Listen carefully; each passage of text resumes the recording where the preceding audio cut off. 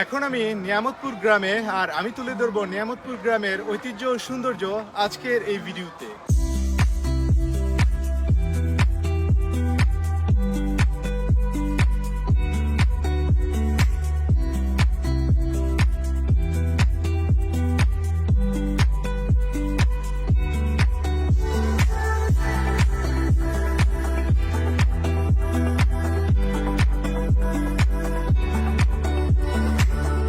বাংলাদেশের শেরপুর জেলায় নিয়ামতপুর নামে একটি উপজেলা রয়েছে এবং কিশোরগঞ্জ জেলায় নিয়ামতপুর নামে একটি ইউনিয়ন পরিষদ রয়েছে।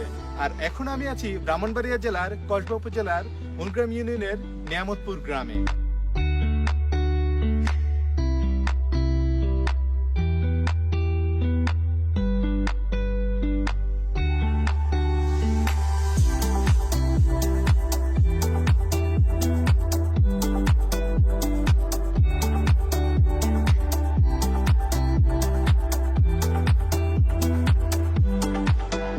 হচ্ছে নিয়ামতপুর খন্দকার বশিরউদ্দিন রাবিয়া উচ্চ বিদ্যালয় এবং এই উচ্চ বিদ্যালয়টি কিন্তু 1998 সালে প্রতিষ্ঠিত হয়েছে। অর্থাৎ 1998 সাল থেকে এই আশেপাশের 3-4টা গ্রামের মাধ্যমিক শিক্ষার ক্ষেত্রে এই বিদ্যালয়ের গুরুত্ব কিন্তু অত্যন্ত রয়েছে।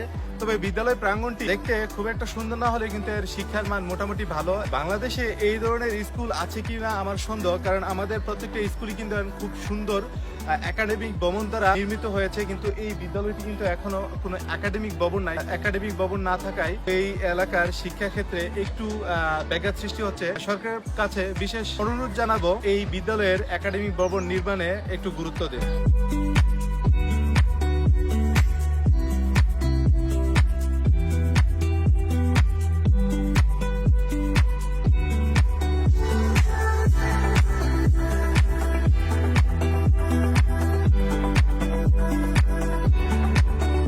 এই হচ্ছে নিয়ামতপুর সরকারি প্রাথমিক বিদ্যালয়, আর এই প্রাথমিক বিদ্যালয়টি প্রতিষ্ঠিত হয়েছে 1969 সালে।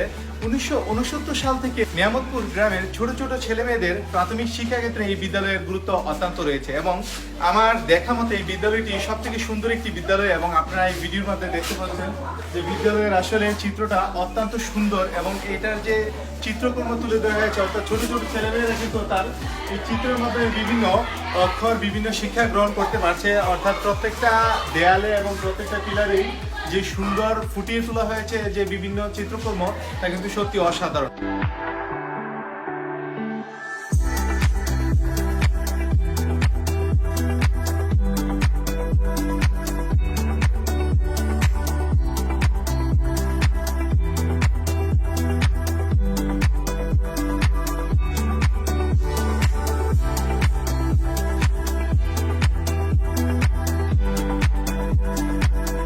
আধুনিক শিক্ষার নতুন দুয়ার হাবিব নুসরাত কিন্ডারগার্টেন। আপনার সন্তানকে আধুনিক শিক্ষায় শিক্ষিত করতে হাবিব নুসরাত কিন্ডারগার্টেনের বিকল্প নেই। প্লে থেকে পঞ্চম শ্রেণী পর্যন্ত ভর্তি চলছে। অভিজ্ঞ শিক্ষক মণ্ডলী দ্বারা পরিচালিত নিয়ন্ত্রিত আরবি, বাংলা ও ইংরেজি, গণিত সহ সকল বিষয়ের শিক্ষাদান। আধুনিক শিক্ষা পদ্ধতি দ্বারা পরিচালিত নিয়ন্ত্রিত ইংরেজি ও গণিতের প্রতি বিশেষ গুরুত্ব দেওয়া হয়। প্রতি বছর বৃত্তির ব্যবস্থা করা হয় এবং ক্রীড়া প্রতিযোগিতার আয়োজন করা হয়। অর্থাৎ নিয়ামতপুর গ্রামের ছোট ছোট ছেলে মেয়েদের স্মার্ট এবং আধুনিক শিক্ষার ক্ষেত্রে এই কিন্ডারগার্টেনের গুরুত্ব কিন্তু অত্যন্ত রয়েছে। ভিডিওটি স্পন্সর করেছে চারগাছ বাজার ব্র্যাক ব্যাংকের agent bank. BRAC bank Bangladesh বেসরকারি ব্যাংকগুলোর মধ্যে অন্যতম এবং বাংলাদেশ ব্যাংকের সাস্টেনেবল ব্যাংকগুলোর মধ্যে প্রথম। আস্থার দিক দিয়ে অন্যতম হয় আপনার অতি মূল্যবান টাকা চারগাছ বাজার ব্র্যাক ব্যাংকের এজেন্ট ব্যাংকে রাখতে পারেন। অর্থ স্থানান্তর, স্বল্প ও দীর্ঘমেয়াদী ডিপিএস, এফডিআর, এনআইডি ও গোপন নম্বরের মাধ্যমে বৈদেশিক রেমিটেন্স প্রদান, প্রবাসী ও ব্যবসায়ীদের জন্য রয়েছে বিশেষ ঋণ সুবিধা সহ নানান সুবিধা রয়েছে। এই হচ্ছে নিয়ামতপুর মধ্যপাড়া ইমাম হুসাইন ইবনে আলী রাদিয়াল্লাহু তাআলা জামে মসজিদ। নিয়ামতপুর গ্রামের জন্য এই মসজিদটি কিন্তু খুব সুন্দর একটি মসজিদ এবং মসজিদটি কিন্তু অত্যন্ত বড় এবং মসজিদের যে ভিতরের চিত্র সত্যি অসাধারণ এবং আমি মসজিদের ভিতরে ঢুকে অবাক হয়েছি যে এত চমৎকার একটি মসজিদ এবং মসজিদের পাশে ছোট একটি কবরস্থানও আছে।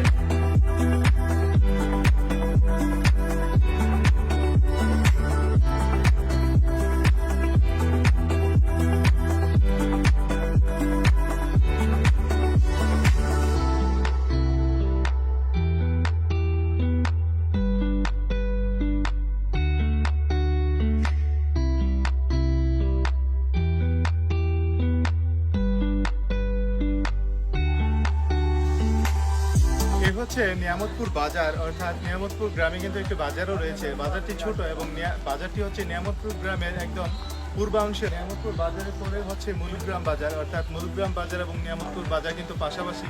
এবং বাজার যাই হোক, এই বাজারটি কিন্তু নিয়ামতপুর গ্রামের জন্য অত্যন্ত গুরুত্বপূর্ণ ভূমিকা পালন করছে। এবং নিয়ামতপুর বাজারে কিন্তু ছোট একটি মন্দিরও রয়েছে।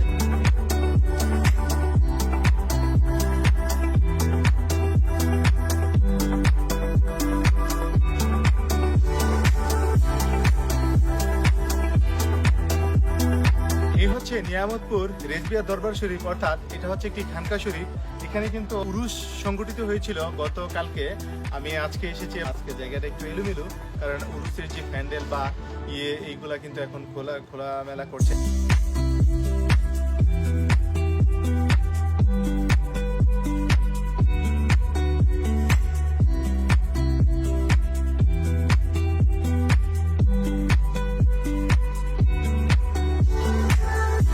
এই হচ্ছে নিয়ামতপুর পশ্চিমপাড়া কেন্দ্রীয় জামে মসজিদ, অর্থাৎ নিয়ামতপুর পশ্চিমপাড়ার মুসলমান ভাইয়েরা এই মসজিদে জুমার নামাজ আদায় করে থাকে।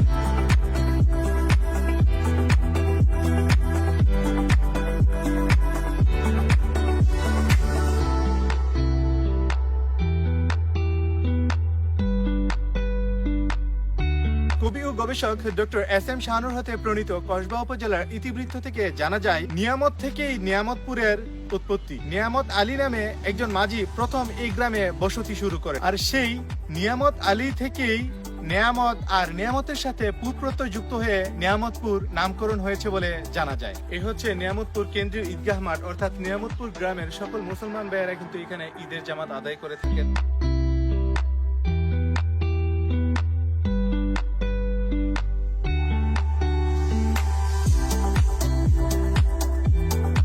হচ্ছে নিয়ামতপুর একটি মাজার, যেখানে তিনজন আউলিয়া শুয়ে আছেন, অর্থাৎ তমিজুদ্দিন শাহ, শাহজাহান শাহ এবং সৈয়দ মোশাররফ হোসেন শাহ, অর্থাৎ তিনজনের একটি মাজার। এবং এই গ্রামে কিন্তু অনেকগুলা মাজার রয়েছে এবং তার মধ্যে এটি একটি। এবং তার পাশে হচ্ছে নিয়ামতপুর কেন্দ্রীয় কবরস্থান, অর্থাৎ কেন্দ্রীয় কবরস্থান আর মাজারটি কিন্তু পাশাপাশি রয়েছে।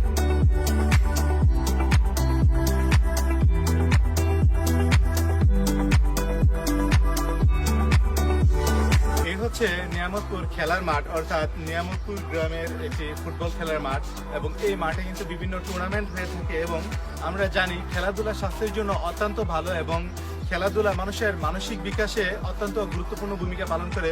অর্থাৎ নিয়ামতপুর গ্রামের ছোট বড় সকল ছেলেরা কিন্তু এই ফুটবল মাঠে খেলাধুলা করে থাকে। এক নজরে নিয়ামতপুর গ্রাম, জনসংখ্যা 8,000 প্রায়, শিক্ষার হার 75%, দরিদ্রতার হার 8%।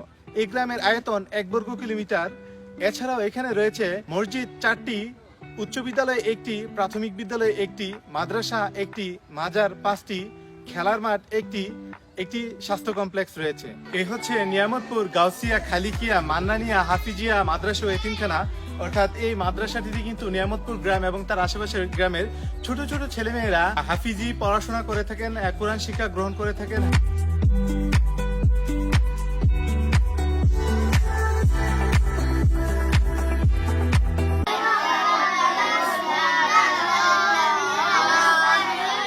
এই হচ্ছে সৈয়দ নাসিরউদ্দিন শাহের মাজার, অর্থাৎ নিয়ামতপুর গ্রামে কিন্তু অনেকগুলো মাজার রয়েছে, তার মধ্যে এটি একটি। এবং এখানে কিন্তু প্রতি বছর একটি উরুস সংগঠিত হয়ে থাকে।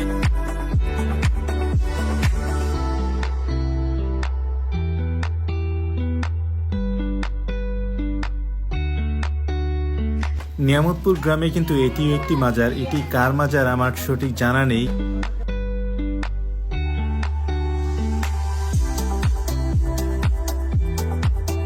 এটি আপনার গ্রাম, এটি আপনার গর্বের বিষয়, গৌরবের বিষয়। এই গ্রামের মাঠে ঘাটে আপনার শৈশব ও কৈশোর কেটেছে, অর্থাৎ আপনার জীবনের সেরা সময়গুলো কেটেছে। ভিডিওটি শেয়ার করে ছড়িয়ে দিবেন যেন পুরো বাংলাদেশ আপনার গ্রাম সম্পর্কে জানতে পারে এবং আপনার গ্রামটিকে দেখতে পারে।